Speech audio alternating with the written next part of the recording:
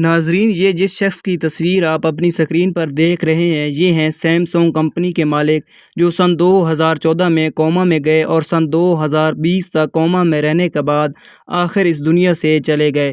Info at فیضان کی videos میں ایک بار پھر سے خوش آمدید۔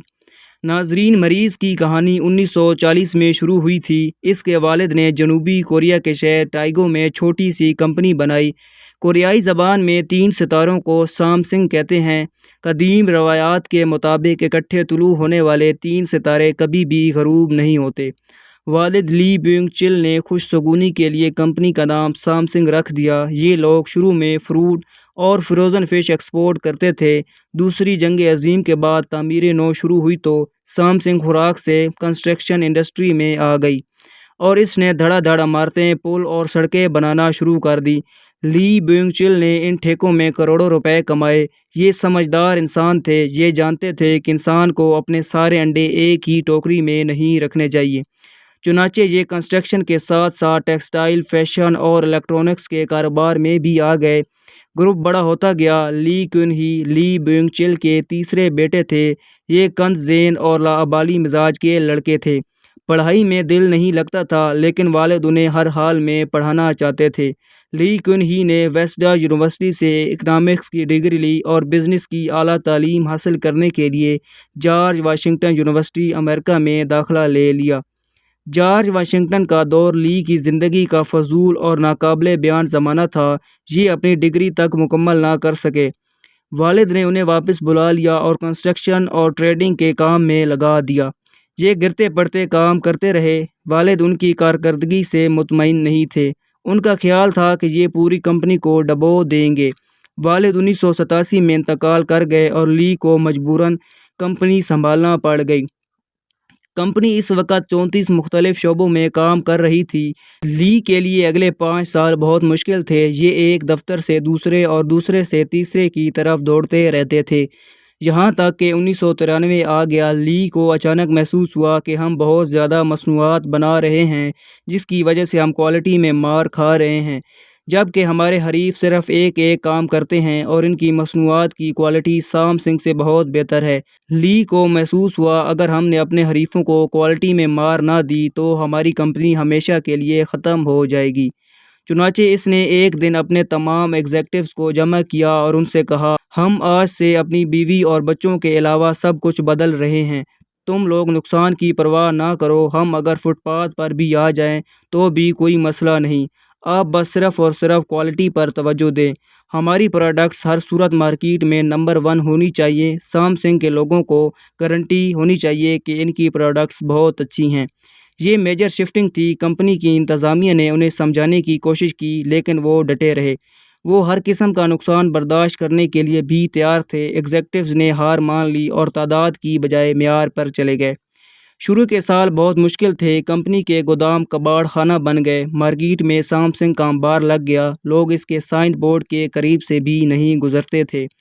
ڈسٹریبیوٹر تک بھاگ گئے مگر یہ پیچھے نہ ہٹے۔ 1995 میں ایک طرف کمپنی کا بیڑا غرق ہو گیا اور دوسری طرف لی کن ہی پر جنوبی کوریا کے صدر کو $30 ملین رشوت دینے کا الزام لگ گیا۔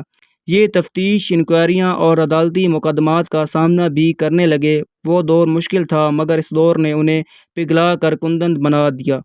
یہ نکھرتے چلے گئے۔ سامسنگ اس دوران ٹیلی ویژن کی انڈسٹری میں آ گیا اور اس کا ٹی وی دیکھتے ہی دیکھتے مارکیٹ لیڈر بن گیا اور یہ چند ماہ میں پیداوار، معیار اور فروخت میں سونی کو بہت پیچھے چھوڑ گیا۔ یوں کمپنی 2006 میں اعلیٰ معیار کا گارنٹی کارڈ بن گئی۔ یہ ہر گھر تک پہنچ گئی۔ لی کن ہی نے 1998 میں سمارٹ فونز کا بھی یونٹ لگا لیا۔ یہ یونٹ گلیکسی کہلاتا ہے۔ گلیکسی مارکیٹ میں آیا اور کچھ ہی عرصے میں یہ پوری دنیا میں مشہور ہو گئے۔ یہ بھی دیکھتے ہی دیکھتے عالمی برانڈ بن گیا جس کے بعد سامسنگ $350 بلین کی کمپنی بن گئی۔ لی کن ہی کو فوربس نے 2014 میں دنیا کے 100 بااثر ترین لوگوں کی لسٹ میں شامل کر لیا اور یہ کوریا کا امیر ترین شخص بھی بن گیا۔ یہ اسٹیٹ سے بھی امیر ہو گیا۔ لی کن ہی کی کامیابی کا پہلا ستون ٹیکنالوجی تھی۔ سامسنگ کا R&D بہت مضبوط ہے۔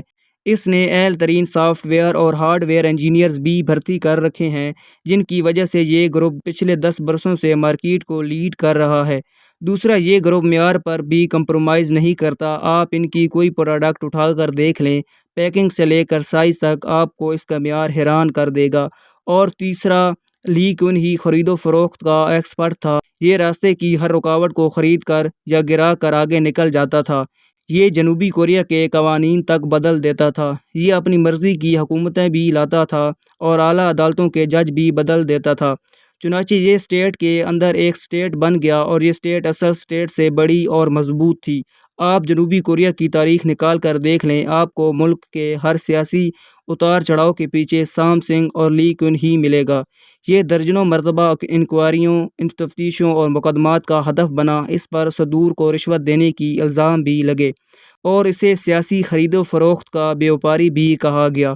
2008 میں اس پر ٹیکس چوری کے الزامات ثابت ہوئے، اسے سزا بھی ہوئی، لیکن اس نے عدالت اور حکومت دونوں کو خرید لیا۔ سزا معاف ہو گئی، تاہم اسے انٹرنیشنل اولمپک کمیٹی کا عہدہ واپس کرنا پڑ گیا۔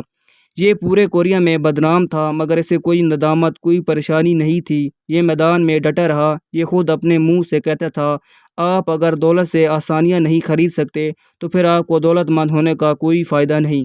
چنانچہ یہ سامنے موجود ہر شخص کو چند لمحوں میں خرید لیا کرتا تھا۔ اس کی یہ عادت اتنی پختہ ہو چکی تھی کہ اس نے آخر میں زندگی کو بھی خریدنے کی کوشش کر دی۔ چیئرمین لی کون ہی کو 2014 میں ہارٹ اٹیک ہوا اور یہ کوما میں چلا گیا۔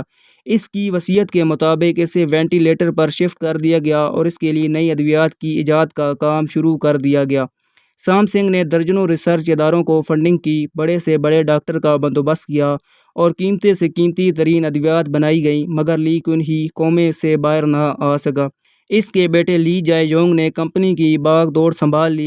یہ اپنے والد کو ایک بار اپنے پاؤں پر کھڑا دیکھنا چاہتا تھا۔ اس ایک بار اپنی کھلی آنکھوں سے سام سنگ کی نئی سکرین دیکھیں، لیکن لی جائے یونگ کی کوئی کوشش باور نہ ہو سکی اور یوں 25 اکتوبر سن 2020 کی وہ شام آ گئی جب ڈاکٹروں نے مایوسی کا اعلان کر دیا۔ لی کون ہی کومے کی عالم میں انتقال کر گیا اور اس کا جسم ٹھنڈا ہو رہا تھا۔ ڈاکٹر نے اس کا بازو سائڈ پر رکھا اور مایوسی میں سر ہلا دیا۔